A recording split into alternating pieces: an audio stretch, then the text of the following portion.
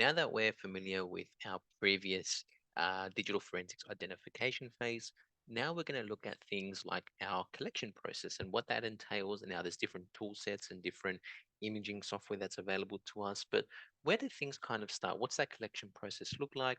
And what's everything about it? So in this video, we're going to cover just that. So the very first thing that I want you to be mindful of anytime we're talking about the collection process specifically is, and I'm just going to do a little what down here, just so we're a bit clear on what this is.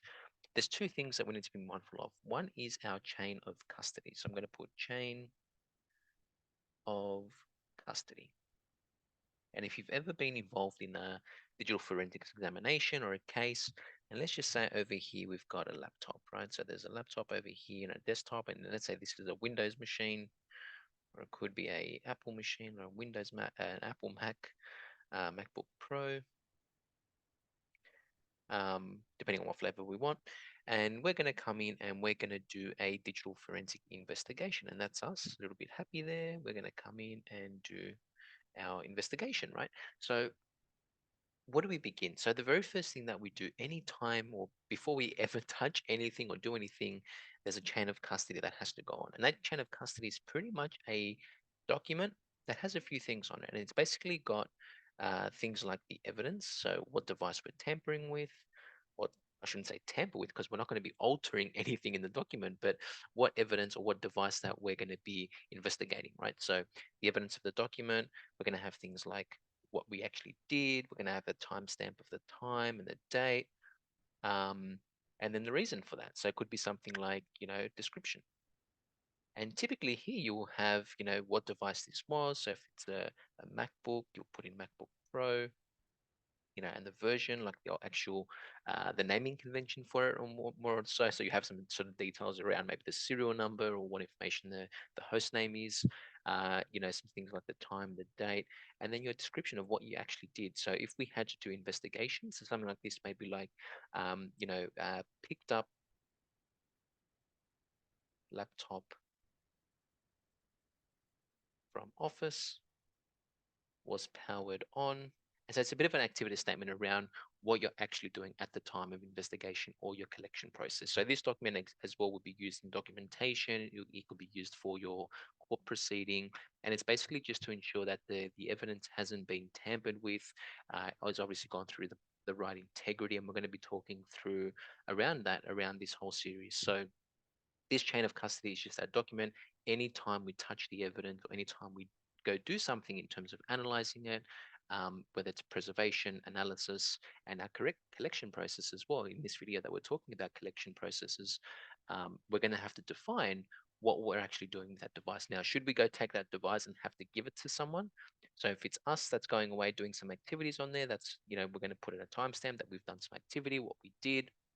Now, if we have to go away and maybe put that into a locked cubicle or a locked safe in here for, once we preserve the data or we have to keep it somewhere, we have to put that in as well, that the actual device was in a safe, in the room of the location where that was stored and located, and then you'll have some information around how long it was going to obviously be stored there with some sort of description around the activity of why you're storing it. So just be mindful that there's a chain of custody in terms of that, and then we just want to basically, anytime we associate what we're doing, we're going to have to obviously update our log of activity there.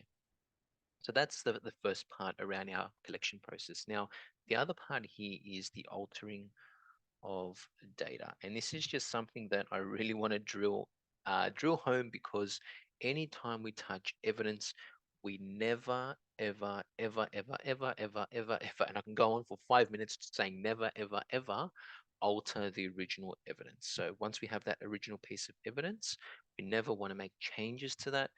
We want to obtain images. So I'm going to say image, because we want that bit by bit process copy around the actual the device itself. So the images and copies are a little bit different to what they are. Images typically are bit by bit process of the data, right, of the hard drive, of the maybe the memory, and we want to take that image and then investigate the image. So the images are kind of key. We don't want an actual copy of the data. So we want to then analyze the evidence and then perform the analysis on the copies of the images, not on the original data. So keep that in mind. Now, there's a few tool sets that can help us begin our collection process. So over here, I'm just going to say tools, and there's a few of these that can help us on our journey. Now, typically imaging tools are taking one bit of device to another, right? So that's the imaging process. So if we're going to have our laptop here, so we're going to come in and do our forensic investigation on this laptop, we would bring in, let's say, maybe our machine, that's over here, and then we will perform an image transfer of that device to maybe our machine, or our, we will have maybe obviously a USB storage device, or like a little device that we're going to put the images on, depending on the size and the complexity of the engagement. And typically, when we're using images, we want to make sure that we're using write blockers. So I'm just going to say write blockers. And these are there to prevent any changes to happen on the original. So this is the original, and this is our copy. So we don't want to make any changes on that host. So write blockers are there as either software. We can get software-based write blockers, or there's obviously hardware components that we can use. And they're basically that read-only connection between the original and that image, the imaging device, right? So it's going to be there to prevent, and basically where we can't write to the original evidence that we're investigating, right? So just be mindful that there are write blockers available both in software and hardware versions. So going back to our tools here, so there's a couple of tools that can help us out with this process. And the first tool is FTK. FTK has been around for many, many years. It's a forensic toolkit imager. And what this basically does, it allows us to take or make copies of the hard drives without making changes to the original drive. So it's got that write blocker built in, which is super, super handy. Now, there's also DD that's available. So DD is a command line based tool, and that can also help us create images. Now, there's a little bit of challenges with DD. Now, you'll obviously see throughout this process that some tools have limitations. There's pros and cons of using all these tools. You have to define what tool works best for you. You may be fluent in a certain tool set rather than being unfamiliar with another tool set, for example. So there's obviously a bunch of different categories of these tool sets that can do this. I'm just going through some common ones, and then obviously there's very specific details around each of these tool sets based on the use and the functionality of them. So DD is another command line tool that allows us to create images. Again, it doesn't handle a couple of things. So one, I know it doesn't handle error logging, which is a bit challenging, and it doesn't create hashing. Now, hashing is also quite important. I'm not going to speak about hashing in this video because this is more around the actual process. In the preservation piece and the analysis component, I will talk more around the hashing component and why that's so important, because as we talk about hashing, we want to make sure during, maybe if we've got a law case that we've got to go into with the court, there's a process there where they're going to have to identify the hashes across the images as well. So they're going to have to validate that nothing has been tampered with. And then should they both match and be corresponding the same, then it's obviously going to match to the integrity of the files to say that nothing has been altered and changed across the original devices and the imaged and copied devices. So just keep that in sort of in the back of your mind for now as we sort of continue through this. So that's FTK Imager, there's DD, and then the final one here that we've got is Guy Manager. And Guy Manager is a GUI interface. It's been around for a couple of years. It's basically GUI, and it creates the images as well as the hashes, which is really cool and funky. So it allows us to do both. Now, I have a question as we continue through this series. Now, let's just say that we have come on and, maybe we're a consultant. I'm just going to say well, my handwriting is horrible. Do that. So let's say we're either a consultant and we've been contracted to come on site with a customer to do some forensic analysis on this hardware. So let's say it's a desktop. Now there's two parts to this, right? If we have been called on and this machine is turned on, so I just need a bit more real estate. So I'm gonna just clear the screen out here a little bit. So let me just clear all this out just while we talk about this, because this is kind of important and we kind of need to know. So there's two categories to this. One we've got on and one we've got off. And should we come on site and the device is on, well, there's a couple of considerations with this, right? So we need to take in mind that when we arrive at that computer scene and the device is on, we need to think in terms of volatility. And this is when the memory is volatile, right? So typically we want to inspect the memory component of that device. Now, if that gets powered off, that can obviously be challenging. So we can't we don't want to be altering the state again of that original data. So we've got to be mindful that we can't just go on there, turn it off the images and, do that process. So what happens is something occurs, and what happens if something crashes, right? And the system actually faults and powers off. Well, then we need to ensure that we've got some tools that can help us with that, the process collection of that memory or the memory data as well. So there's some tools that can help us along that process around volatility to then dump out the actual memory to obviously external storage devices or to our machine. So the challenge is with that, as we continue doing that, what we're going to potentially, and I say potentially because we're going to have to plug something into maybe to that device, right? So there's going to be an altered state of um, the altered state of that machine. But we're not actually tampering with the actual original versions of that file. So let me explain. So we plug in a USB.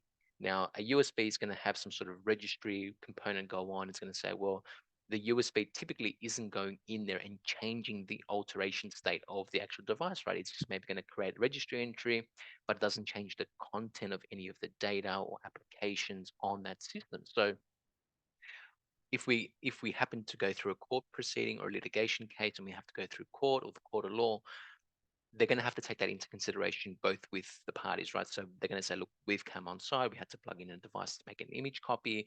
We're aware that we had to plug in a USB to take the evidence collection of the volatility, the volatility of the memory. So we had to do a memory dump, etc. So they're going to take that into account that it hasn't altered any state of the data or any state of the actual original files. In that case, we just there to make copies or make an image of that to begin our investigation process. So there are times when we need to store and run things that doesn't fundamentally change anything across the actual devices. So now we'll need to obviously make a copy of the memory. So we have to maybe export that out. I'm just going to say memory. We'll have to do a memory dump, maybe take a copy of the actual registry as well, because obviously registry components, we can do an investigation on the registry and see what was going on with the actual machine. And then from there, we also want to do a couple of other things. I can also think that obviously if we've got any logs, we want to export those out. And if it's a Windows box, again, we can export the registry functions. And then, should anything get powered on or powered off. So if the machine turns off at any state, well, then obviously we're going to lose the registry keys also are subjected to changes. So we want to take those images, we want to take the registry, take the memory, and finally, once we've done that, then I would make sure that we take an image of that actual machine as well. So then we can run FTK Imager, or we can run maybe Guy Manager, and then obviously put the executable on there and make an image of the hard drive to the external storage. So that's how we would go away and do that if the machine is powered off. Now, if powered on, I should say, sorry. Now, if the machine is powered off, well, kind of same thing kind of applies, right? At this point, we don't necessarily need to worry too much about the volatility because the device has been powered off. So anything that's been stored in memory has been gone. So we take it would traditionally we'll take either the hard drive out or we'll begin the image copy, right? So we want to do our imaging. Again, we can use the tool sets that I've mentioned here to do that. We can go away, take the image of those devices, obviously making sure that we don't, I'm just going to say here, don't mount because we're not going to make changes to the original copies. We are going to obviously use our write blockers to make sure that there's no changes that are happening to the original state of the documents or the original state of the actual machine. So, and then we create the image, obviously on the storage device, and then we copy the image, and obviously then we'll take that to our next phase, which is our analysis phase. Now, as we continue through our tool sets, there's a bunch of other tool sets that we can also consider. Now, should we go and do other investigations, maybe through the network or the environment or the system? I'd like to just walk through a little bit about that process as well, because sometimes you may have to come into the environment and sort of understand and map out certain things as well. So there's a couple of tool sets here as we sort of continue on. And I'm just going to pull up here because I've got an upside down triangle that we're going to just walk through at the moment.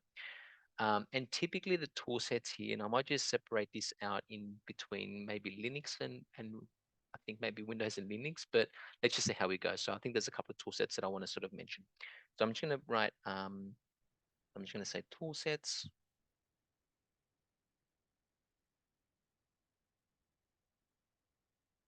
Now there's some network tool sets that can help us obviously map out the network and infrastructure if we need to do that. Now, if we've come onto the network, maybe we want to look at, doing some sort of port scan, identifying some hosts, just to get our bearings around the sort of the environment. So there's a couple of tool sets that can sort of help us with this process. Obviously, we can use Nmap, we can use its big brother ZenMap. We can probably use, things like Nessus, Wallace. There's awesome, vulnerability scanners out there. Um, that's from a network front. Maybe we want to do a wireless scan as well. So there's wireless audit tools that we can use to assess the wireless radio frequencies that are available to us. And obviously some tools there. I'm just going to mention Aircrack NG, and obviously we can go away and buy tool sets that can help us with the wireless. And if you go to, I'm not advocating Hack5, but Hack5 is also a great one-stop shop for a lot of our pen testing tools and tools like that. So you can head over to Hack5. Again, not advocating this, and they've got a bunch of wireless audit tools. You can use the Wi-Fi Pineapple to conduct audits. And we want to obviously investigate while we're on the subject of, talking about wireless activity. We want to make sure that there's no wireless attacks or issues that are going on, right? And typically, this is to identify any type of, I'd say, rogue APs that are around, that's potentially doing any damage. We want to investigate the scene and obviously, make sure that we've got everything correct based on what we've, walked into, right? So that's from a network infrastructure front. And then we've got some things like our system commands. I'm just going to draw a line here, and then I'll say system, and we can split this up between Windows and Mac, Linux as well. No real specific front, but let's just sort of go through a couple just and sort of talk about them. There's PS, which is obviously Linux based, and we can also collect evidence on that system, right? So that's one tool set that can allow us, and PS basically lists out the running processes, so we can see what's running on the host. Very similar to Netstat. If you're familiar with Windows, you can come in and see all the running processes and see what host it's basically communicating with. We've got LDD, which is another function there as well. So LDD is Linux view to see shared library dependencies of the application. So should any libraries, collecting that code and documentations and documents and sharing them between different applications, well, we can go away and actually see which libraries are used by, you know, pretty much by those certain applications, right? So if it's any malicious application that could be running or running as a process, I should say, we can take a look at those libraries and then obviously utilize and obviously kind of see the CPU, the memory, and see its functionality of what it's using. So LDD is another cool command line tool to use. Then we've got one other one like LSOF. LSOF obviously is another command line tool that we can use, and it's basically there to provide open files and see who has access or who's been using these open files. So if we maybe need to investigate certain users or see who has been accessing certain files across that system, well, then we can use LSOF to do that and see who's been accessing those files. So there's some common Linux ones. And I'm just going to separate. So I'm just going to say system for Linux, and then I'll just say Windows over here, because there's another important category as we talk about, as we continue down this path, because there's additional considerations that I also just want to mention when we're doing investigation. So that's what this box is here, and why I'm not writing in it just yet, because I thought this is quite important that there's also a couple of key takeaways that I just want to mention anytime we're doing forensic process collection. So a couple of Windows tool sets that we can use. Now we can use Netstat. Again, very similar to PS. For Linux, we can go away. We can actually see the current connections. If there's any maliciousness going on, or if there's a reverse shell that's happening, we can start to see the port. We can see the IP address and information. That we can start, drilling down on, what it's communicating with essentially. So there's other devices. If there's maybe a spread of malware, for example, as well, we can then obviously, if other devices are there and if the malware is communicating with anything else on those hosts, well, then we can gauge that information as well based on the connections and the ports and stuff like that. So we can continue our scope of assessment with NSTAT if we need to. We've also got things like TCP dump if we need to dump out, obviously capturing that network traffic.